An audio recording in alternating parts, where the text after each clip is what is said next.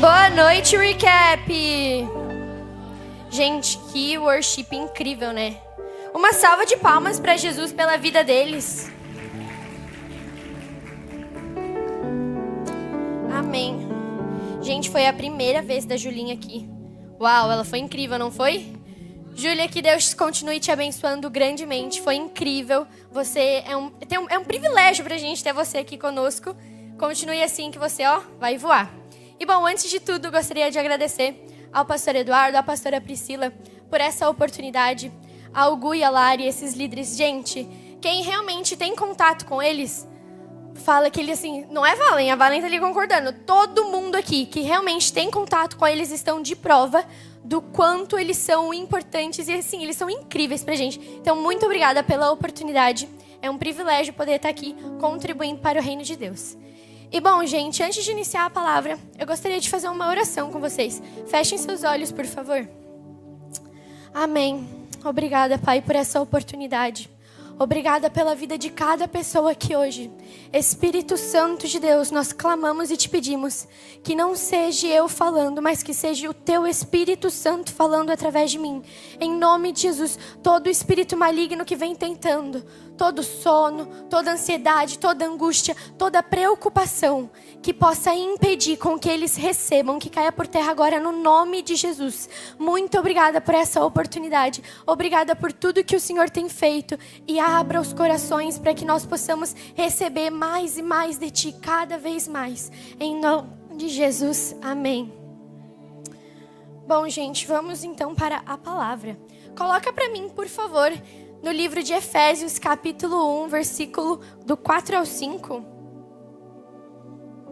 Quem tem Bíblia, vou dar um tempinho para vocês abrir. E quem não tem, eles...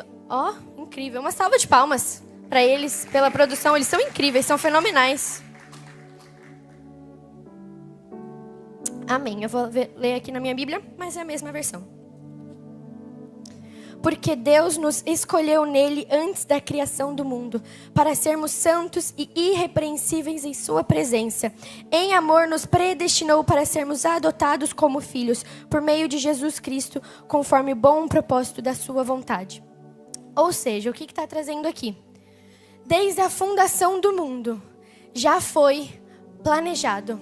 Já foi escolhido. Entenda, você não está aqui por acaso. Você não está aqui por conta que algum amigo te chamou, por conta que sua mãe pediu, por conta do salgadinho, por mais que tudo isso seja incrível. Mas desde a fundação do mundo, Deus já te escolheu, Deus já preparou e Deus já planejou toda essa reunião para que você esteja aqui. Então, nunca pense que você está aqui por acaso, porque desde a fundação do mundo já foi escolhido e já foi planejado tudo para que você esteja aqui.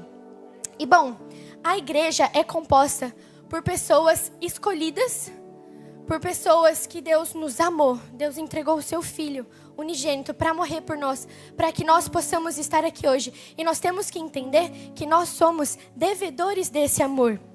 Estar colaborando com a igreja por meio dos nossos dons, por meio dos nossos talentos, para que a igreja se amadureça e para que nós possamos realmente cumprir o ID e, que nem a Júlia falou, alcançar os 4 cantos dessa terra. Coloca para mim, por favor, no livro de Efésios mesmo, capítulo 4, versículo 11. Vou ler aqui. Ele designou alguns para apóstolos, outros para profetas, outros para evangelistas, outros para pastores e mestres. Pode deixar. Então o apóstolo Paulo está falando que ele designou cada pessoa para o seu ministério. E esses são os 5 ministérios conforme os seus dons. Mas por quê? Continua para mim, por favor. Com o fim de preparar os santos para a obra do ministério, para que o corpo de Cristo seja edificado, até que todos alcancemos a unidade da fé e do conhecimento do Filho de Deus e cheguemos à maturidade, atingindo a medida da plenitude de Cristo. O propósito é que deixemos de ser como crianças, levados de um lado para o outro, pelas ondas ou jogados para cá e para lá por todo vento de doutrina, pela astúcia e pela esperteza de homens que induzem ao erro. Antes, seguindo a verdade em amor, cresçamos em todas as coisas, naquele que é a cabeça, Cristo. Ou seja, aqui o apóstolo Paulo está falando que ele designou cada um para o seu ministério, de acordo com os seus dons, a fim de nos amadurecer. O porquê que nós somos igreja? Nós só somos igreja por conta da comunhão. Cada um aqui é importante, é de extrema importância. Eu sou líder da gestão. O Pedro é líder do Game Time. Isso não faz ele mais ou menos importante que eu. Eu tô aqui em cima, mas isso não me faz mais importante que vocês. Todos nós temos a mesma importância para o corpo de Cristo. Por exemplo, as pessoas que estão ali, lá no fundo, elas não estão em evidência, não estão aparecendo aqui como eu, mas elas têm a mesma importância. Porque se não fosse por elas, aqui não estaria acontecendo. Amém, recap?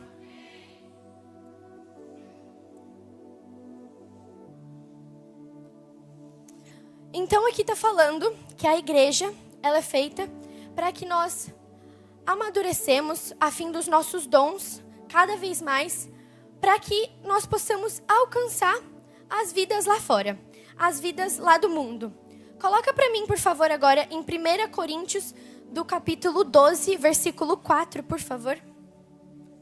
Há diferentes tipos de dons, mas um mesmo Espírito. Há diferentes tipos de serviço, mas o Senhor é o mesmo. Há diferentes tipos de atuação, mas é o mesmo Deus quem efetua tudo em todos. A cada um, porém, é dada a manifestação do Espírito, visando ao bem comum. Pode pular para mim, para o versículo 18, fazendo favor? De fato, Deus dispôs cada um dos membros no corpo segundo a vontade dele. Se todos fossem um só membro, onde estaria o corpo? Assim, há muitos membros, mas um só corpo.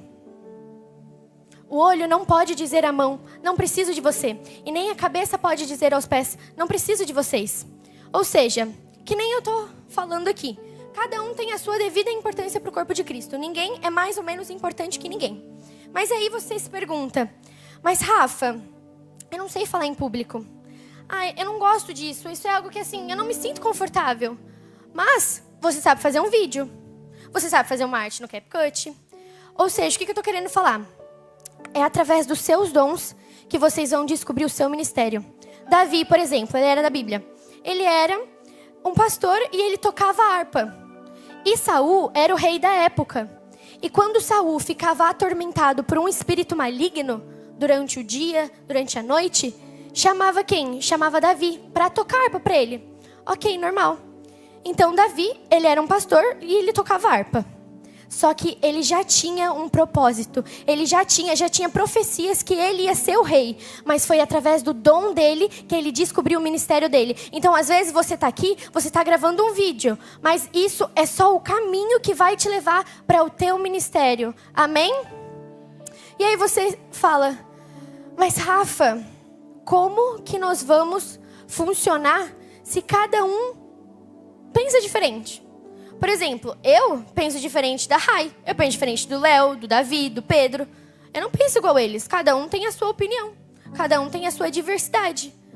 Mas é exatamente aí que nós vamos crescer. Que nem fala no versículo... Deixa eu achar aqui para vocês.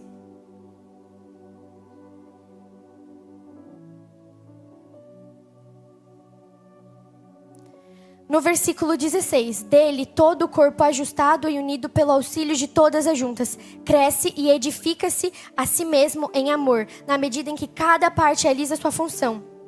Ou seja, se nós todos estamos com Cristo sendo o nosso centro, com Cristo sendo a nossa visão, se todos nós estamos na mesma visão, o corpo vai ser edificado.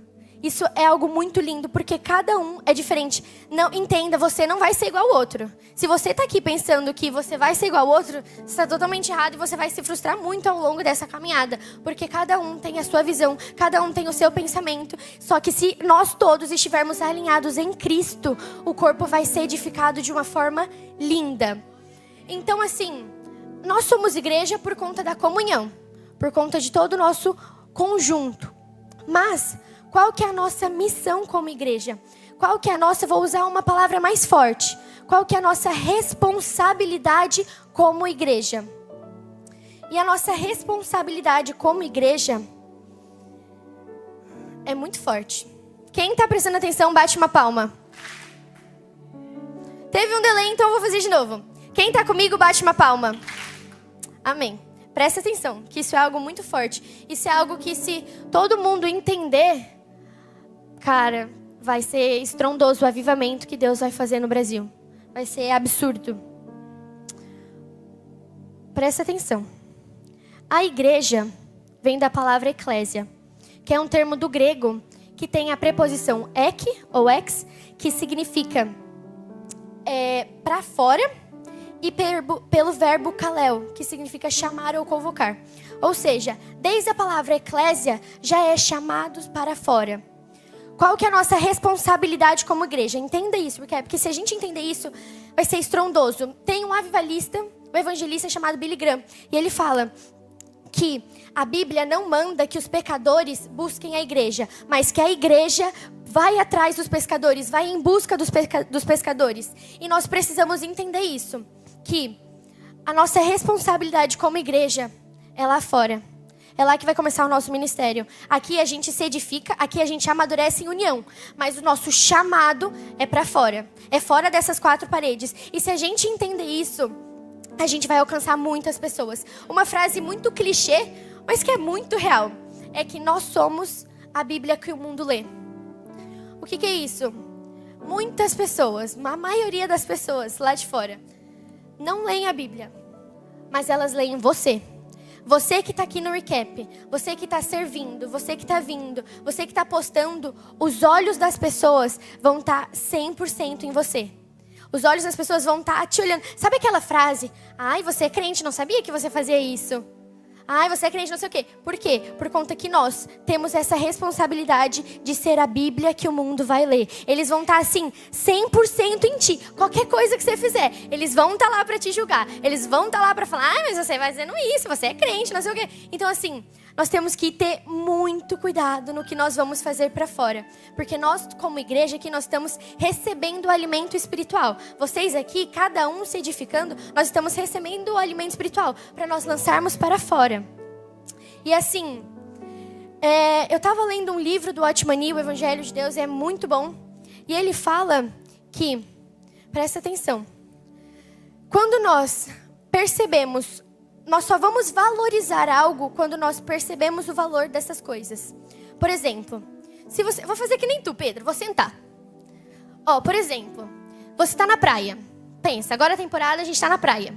E aí você está na praia e você tá... Sabe aquelas bandeirinhas vermelhas que tem na praia? Exatamente, você está onde essas bandeirinhas estão, no lugar de perigo. Só que você está com a água aqui, você está com a água no umbigo, tá? Até então tá tudo certo. Você não tá correndo perigo, mas você tá. E aí vem aquele salva-vidas, com o pé de pato aqui, e vem pipi. E aí você, ai, poxa, pra quê, né? Tô aqui de boa, tá tudo certo. E aí você até acha, nossa, que chato, né? E aí, beleza, tudo certo. Só que você vai começando a ir pro fundo. Aí você começa a perder o controle. Aí o salva-vidas vem e te tira do fundo. Aí você, ufa, glória a Deus pra esse salva-vidas. Nossa, muito obrigada, tamo junto. O que eu tô querendo trazer com isso? Nós só vamos entender, nós só vamos valorizar as coisas quando nós entendemos o perigo, quando nós entendemos o valor delas. E as pessoas no mundo, lá fora, não entendem, gente, elas não entendem. Elas acham que tudo tá bom. Quem aqui nasceu em lar cristão, em berço cristão? Levanta a mão. Bastante gente. E quem não nasceu? Quem se converteu? A minoria. Mas, para vocês sabem como é. Porque como vocês não têm um direcionamento, para vocês tá tudo certo. Vocês fazem a vida conforme a carne, conforme a vontade de vocês, não é assim? Então, e a nossa responsabilidade como igreja é alertar essas pessoas. Entenda, elas vão te julgar, elas vão te criticar, elas vão achar que você vai ser o salva-vida chato no começo. Só que eu vou contar um testemunho meu, da minha escola. Eu estudo no Unificado e eu nasci em berço cristão e eu entrei no Unificado em 2021, quando voltou a pandemia. E aí eu postava uns vídeos cristãos no Insta, TikTok, enfim. E aí tinha uma pessoa lá e, nossa, gente, vocês tinham que ver. Eu chegava na escola, ela... Rafaela, paga aquele negócio que lá tá horrível, você tá passando vergonha. E falava um monte pra mim. Até então, tudo bem. E teve até um dia que eu cheguei a apagar um vídeo, porque eu fiquei muito triste. Imatura, né? E aí essa pessoa começou a falar, não, paga, você tá passando vergonha, coisa feia, né? Nada a ver. Aí beleza. Eu, não, então tá, amém, né? Vou continuar aqui no meu propósito, tudo certo. Aí teve um dia que essa pessoa tava no fundo do poço. Aconteceu algumas coisas na vida dela e ela tava muito mal. E adivinha, vamos ver se vocês são inteligentes. Pra quem que ela foi pedir ajuda? Exatamente. Ela foi pedir ajuda pra mim. O que eu tô querendo trazer com isso? Gente, isso é totalmente normal. Quem é do mundo entende. E pra você que nasceu em berço cristão, você também deveria entender isso. Que pras pessoas vai estar tudo certo, elas vão te chamar de chato. E é pra isso que nós estamos aqui mesmo, tá tudo bem. Só que a gente tem que entender a nossa responsabilidade. Nós temos que entender que a gente ser o salva-vidas chato, tá tudo bem. Essa é a nossa função. Só que quando essas pessoas estiverem no fundo do poço, a gente precisa estar lá com elas. A gente precisa ser o salva-vidas, não do corpo físico, mas nós somos o salva-vidas de almas. E essa é a nossa função como igreja. Amém, recap? Então, assim, para recapitular. Por que nós somos igreja? Porque nós estamos em comunhão.